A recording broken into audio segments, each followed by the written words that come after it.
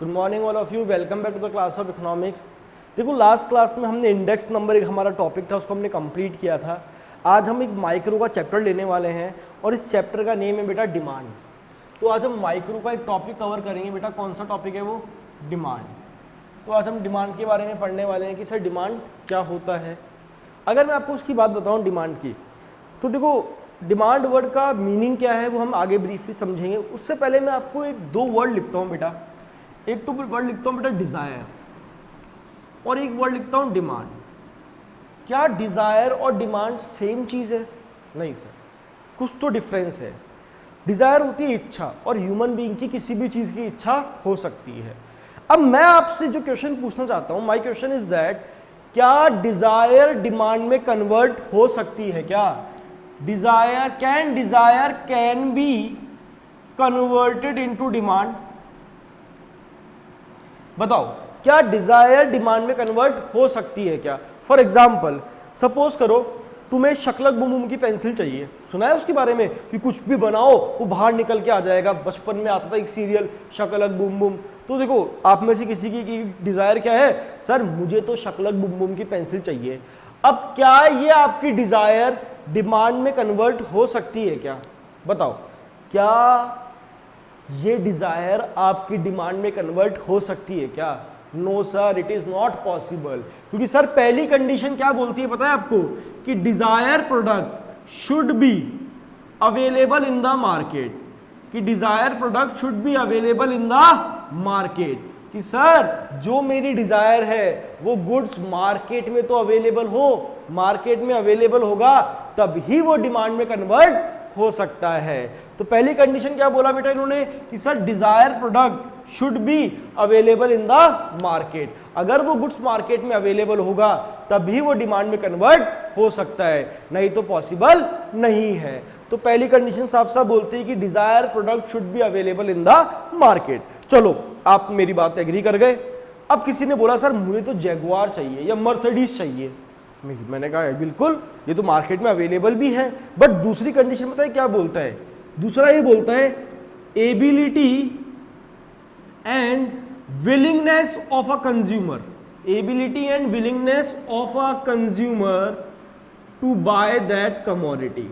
कि sir consumer की ability and इच्छा होना भी बहुत जरूरी है। अगर कंज्यूमर केपेबल ही नहीं होगा तो चाहकर भी मर्सिडीज खरीद नहीं सकता। तो एबिलिटी एंड विलिंगनेस होना भी बहुत जरूरी है। तो हमारा क्वेश्चन क्या था?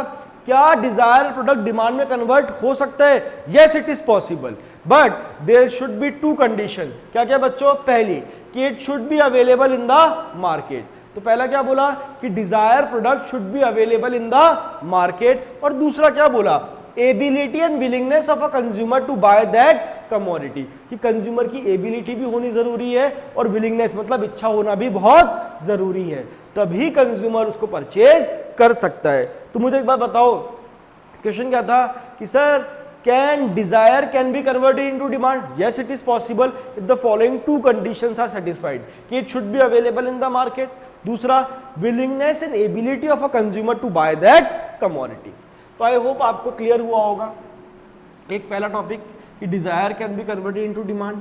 अब दूसरा आता है बच्चों कि सर क्वांटिटी डिमांड क्या होता है और डिमांड क्या होता है।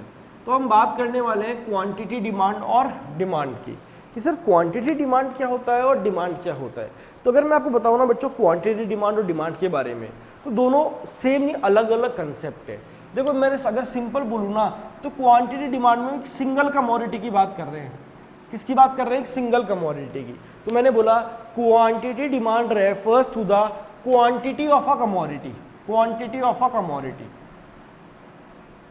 एक सिंगल कमोडिटी की मैं यहां बात कर रहा हूं। और जनरली मैं आपको एक बात बोलूं क्या? मैंने जैसे आप में से किसी को बोला कि बेटा जाओ मुझे एक मार्कर परचेज करके ला दो, तो आपने क्या करा? आप गए शॉप पर, आपने मार्कर परचेज करा और मुझे परचेज करके ला दिया। अब मुझे एक बात बताओ, आपको मार्कर खरीदने में कितना टाइम लगा होगा?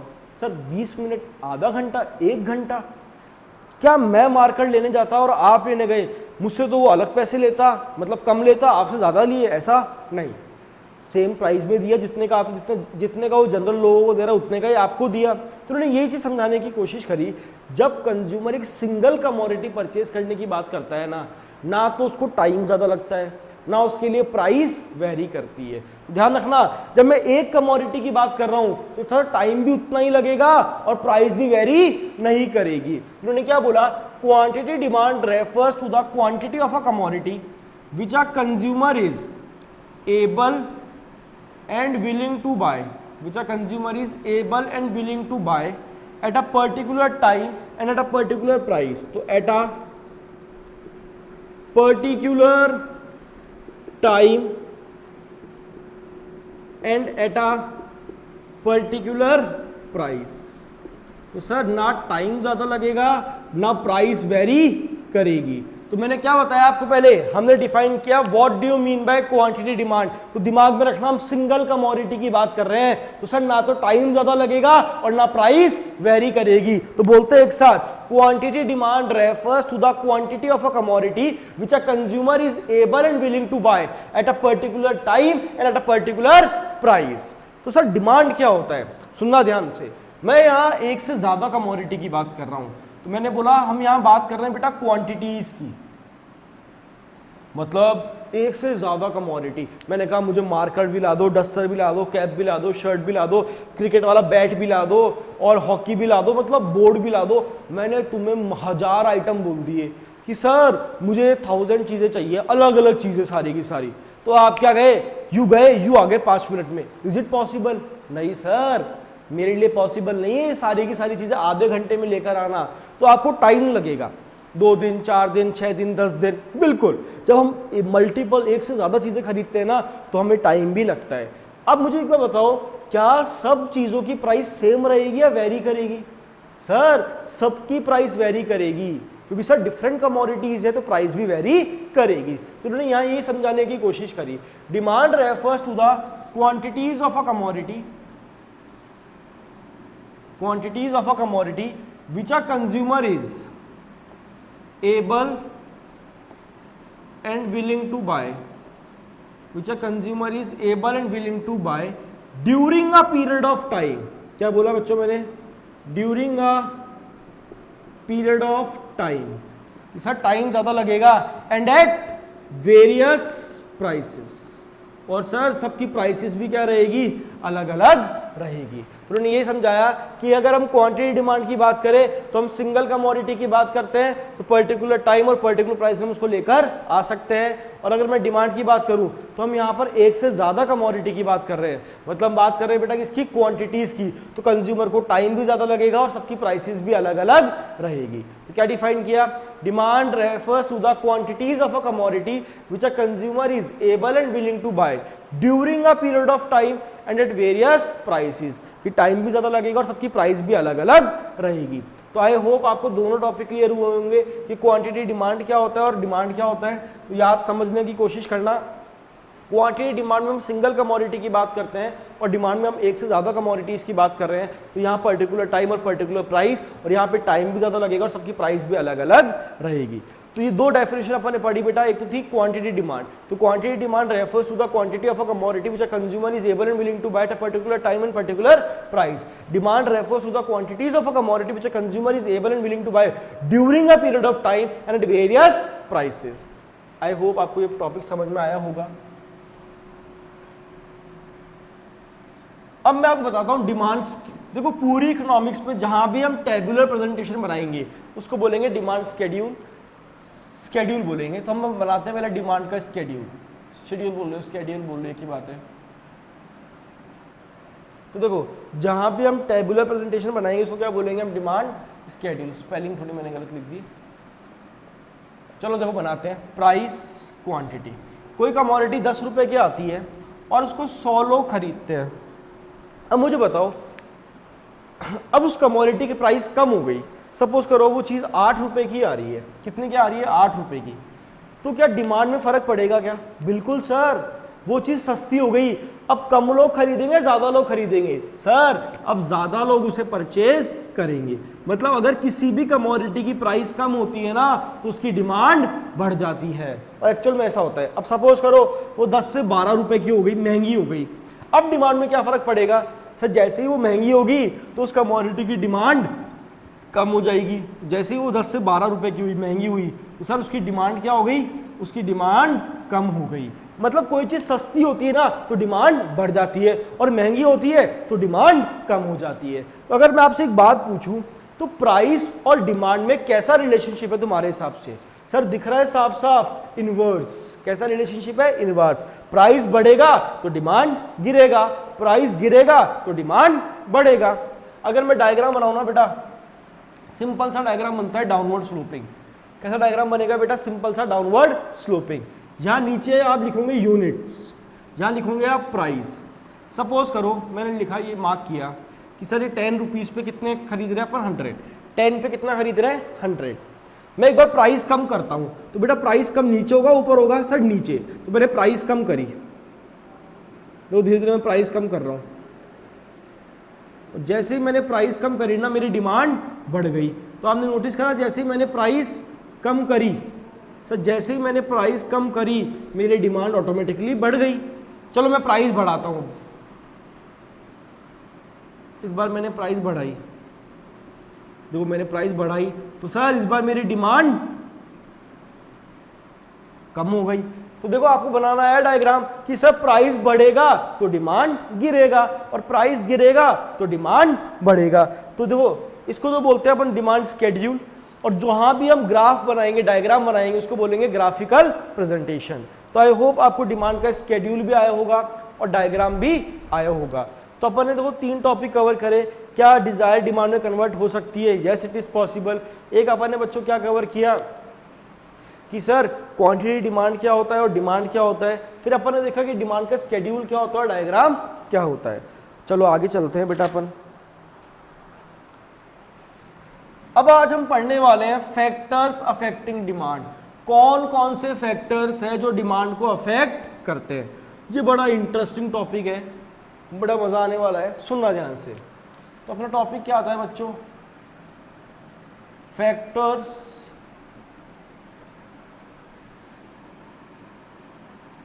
Affecting demand. तो हमें जो टॉपिक पढ़ना है वो है बेटा फैक्टर्स अफेक्टिंग डिमांड। कौन कौन से फैक्टर्स हैं जो डिमांड को अफेक्ट करते हैं। मैं सिंपली आपको बताऊं ना, वैसे तो बेटा मेजरली 2 तरह के फैक्टर्स होते हैं। एक तो होता है बेटा मेन फैक्टर, एक तो होता है बच्चों मेन फैक्टर, और एक होता है बेटा अदर फैक्टर्स। एक होता है मेन फैक्टर और एक होता है कुछ अदर फैक्टर्स। मेन फैक्टर कौन सा होता है किसी भी कमोडिटी को जो अफेक्ट करता है? Sir price.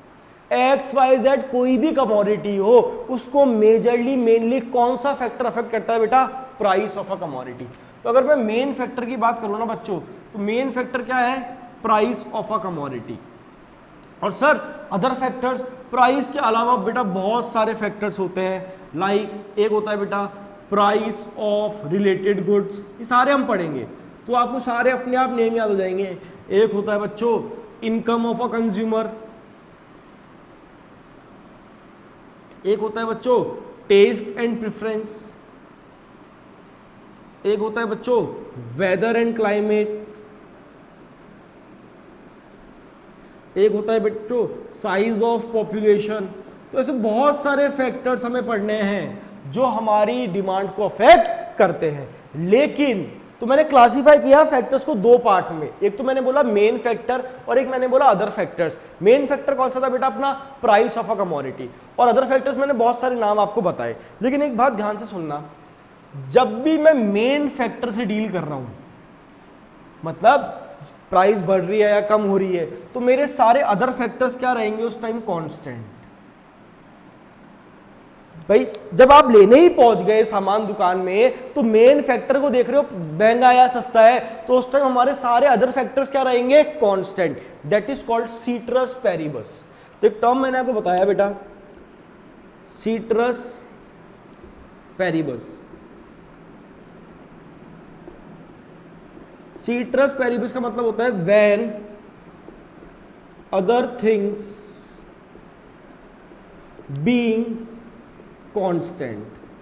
तो बच्चों मैंने क्या बोला, सीट्रस पेरिबस का मतलब क्या है, when other things being constant.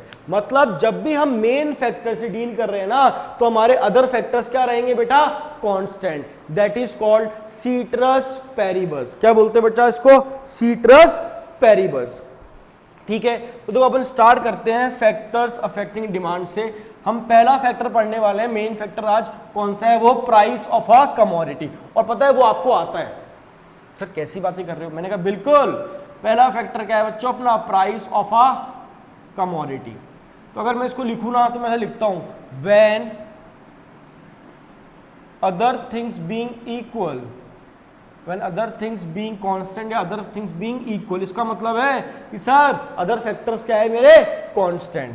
मैंने लिखा if price of a commodity increases then quantity demand decreases. बोले तो कॉन्ट्रैक्ट। अगर प्राइस बढ़ेगा तो डिमांड गिरेगा, दैट इज कॉन्ट्रैक्ट्स। तो if price of a commodity increases then quantity demand decreases, बोले तो contracts. And if price of a commodity decreases then quantity demand बढ़ेगा, बोले तो एक्सटेंड्स। और ये था हमारा पहला factor, that is price of a commodity. तो मैंने क्या लिखा, when other things being equal, if price of a commodity increases then quantity demand contracts, and if price of a commodity decreases then quantity demand extends. हम बनाते हैं बेटा schedule और diagram, वही सेम। 10 पे 100 लोग खरीद रहे हैं, मेरी प्राइस बढ़ गई तो मेरी डिमांड कम हो गई, मेरी प्राइस कम हो गई तो मेरी डिमांड बढ़ गई। और डायग्राम की बात करें तो सर नॉर्मल डिमांड कर्व याद करो, ये था मेरा प्राइस और क्वांटिटी। प्राइस बढ़ा तो डिमांड कम हो गया, प्राइस कम हुआ तो डिमांड बढ़ गया। तो आई होप आपको शेड्यूल भी आ गया होगा और डायग्राम भी आ गया होगा।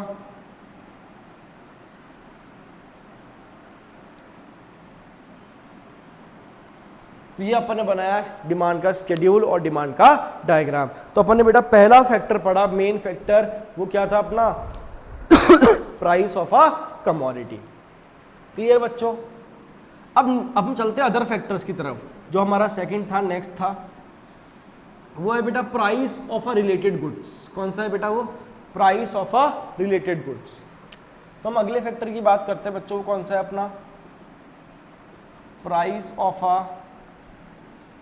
Related goods. इसमें दो तरह के आते हैं बेटा, एक तो आता है सब्स्टिट्यूट गुड्स,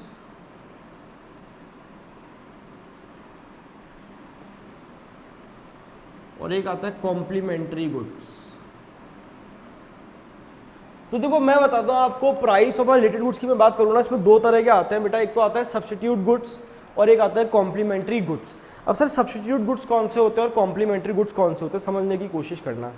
देखो सब्स्टिट्यूट गुड्स वो होते हैं those goods which can B use in place of each other. Sir मतलब सपोज करो मैं पेप्सी पीने गया था दुकान पे, मुझे पेप्सी नहीं मिली तो मैंने देखा यार कोक पी लेते हैं, ऐसा तो नहीं मैंने बिना कोल्ड ड्रिंक पिए आ जाऊंगा। तो मैंने क्या करा, पेप्सी ना लेकर कोक ले लिया। मतलब मैं शॉप पे गया था लाइफ बॉय लेने के लिए, मुझे लाइफ बॉय नहीं मिला तो मैं डिटॉल लेकर आ गया। समझ रहे हो आप, मैं किसी कंपनी का गोल्डेक्स का ब्लू पेन लेने गया था शॉप पे, मुझे गोल्डेक्स का ब्लू पेन नहीं मिला तो मैं दूसरी कंपनी का ब्लू पेन लेकर आ गया। मतलब ऐसा गुड्स जिनको हम एक दूसरे की प्लेस में यूज कर सकते हैं, उनको हम बोलते हैं सब्स्टिट्यूट गुड्स। तो क्या मीनिंग बताया मैंने बेटा आपको इसका, those goods which can be used in place of each other are called substitute goods. और अगर मैं कॉम्प्लीमेंट्री गुड्स की बात करूं, ऐसे गुड्स जिनका एक दूसरे के बिना यूज पॉसिबल नहीं है। सपोज करो मेरे पास कार तो है बट पेट्रोल नहीं है, तो क्या मैं कार चला पाऊंगा। मेरे पास पेन तो है बट इंक नहीं है। कहने का मतलब those goods which are necessary for each other, उनको बोलते हैं अपन कॉम्प्लीमेंट्री गुड्स। तो मैंने बताया आपको सब्स्टिट्यूट गुड्स कौन से होते हैं बेटा, those goods which can be used in place of each other are called substitute goods.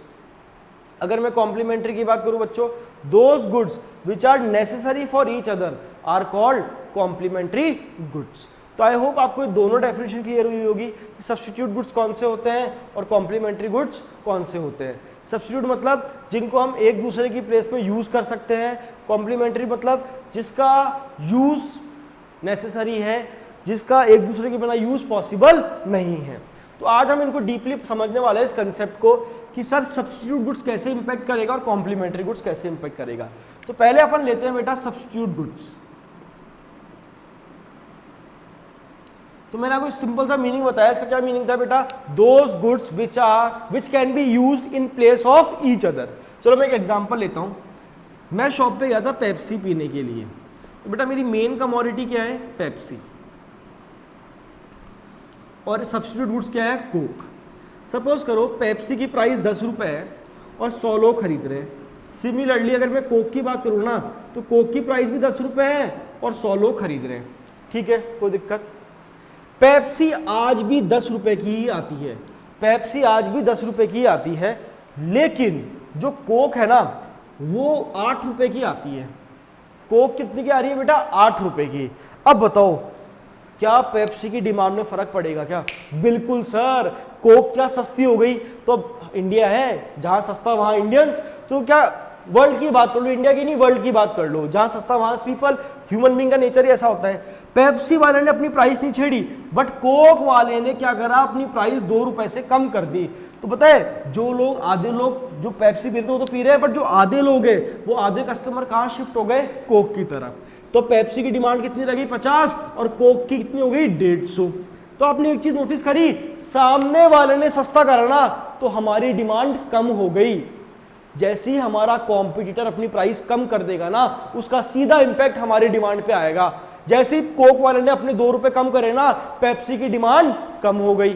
Similarly देखना, पेप्सी 10 रुपए की है, कोक वाले ने क्या करा, 2 रुपए बढ़ा दिए। इस बार हमें फायदा, जैसे ही उसने अपनी प्राइस महंगी करी उससे हमारी डिमांड बढ़ गई। समझ में आ रहा है? तो जैसे ही सामने वाला सस्ता करेगा हमारी डिमांड कम हो जाएगी, जैसे ही सामने वाला महंगा करेगा हमारी डिमांड बढ़ जाएगी। तो बच्चों क्रॉस प्राइस इफेक्ट कैसा है, पॉजिटिव। दिख रहा है ना बेटा, दोनों एरो सेम डायरेक्शन में है। सामने वाले ने सस्ता किया हमारी डिमांड कम हो गई, सामने वाले ने महंगा किया हमारी डिमांड बढ़ गई। तो बेटा मैं बोल सकता हूं cross price effect is positive, that is the impact of substitute goods. अब मैं रीड करता हूं आपके लिए। Substitute goods, those goods which can be used in place of each other are called substitute goods, and in case of substitute goods cross price effect is positive. कैसा होता है बच्चों cross price effect? Positive, which simply means that if price of main commodity being constant, Pepsi की price आज भी 10 रुपए है, when price of substitute goods decreases then the demand of main commodity also decreases. And when price of substitute goods increases, then demand for main commodity also increases. For example, Pepsi and Coke. सामने वाला सस्ता करेगा हमारी demand कम हो जाएगी, सामने वाला महंगा करेगा हमारी डिमांड बढ़ जाएगी। और अगर मैं इसके डायग्राम की बात करूँ ना बच्चों, डायग्राम बहुत ही सिंपल है। सर प्राइस क्या थी यहाँ पे, कांस्टेंट। देखो ना, मेन कमोडिटी की प्राइस क्या थी, कांस्टेंट। ये मेरा नॉर्मल डिमांड कर्व था। बताओ मेरी डिमांड कब बढ़ेगी, सर जब सामने वाला महंगा कर देगा। तो मैं लिख सकता हूं due to increase in the price of substitute goods. बताओ मेरी डिमांड कम कब होगी, जब सब सामने वाला सस्ता कर देगा। तो due to decrease in the price of substitute goods. देखो इसकी पीडीएफ आप लोग मुझसे मंगा लेना, उसमें सब कुछ लिखा हुआ है। अंडरस्टैंडिंग वाला पार्ट अपन यहाँ पर क्लियर कर लेंगे। तो आई होप आपको पहला कंसेप्ट समझ में आया होगा बच्चों। क्या था वो, price of a related goods में पहला अपन ने पढ़ा कौन सा, substitute goods. Thank you all of you. हम लोग मिलते हैं नेक्स्ट क्लास में, तब तक के लिए आप यहाँ तक का पार्ट पढ़ना और इसको थोड़ा समझने की कोशिश करना। पीडीएफ में आप लोगों को सेंड कर दूंगा, तो उसके लिए आप मुझे व्हाट्सएप कर देना, मैं पर्सनली आपको सेंड कर दूंगा। Bye all of you, have a good day.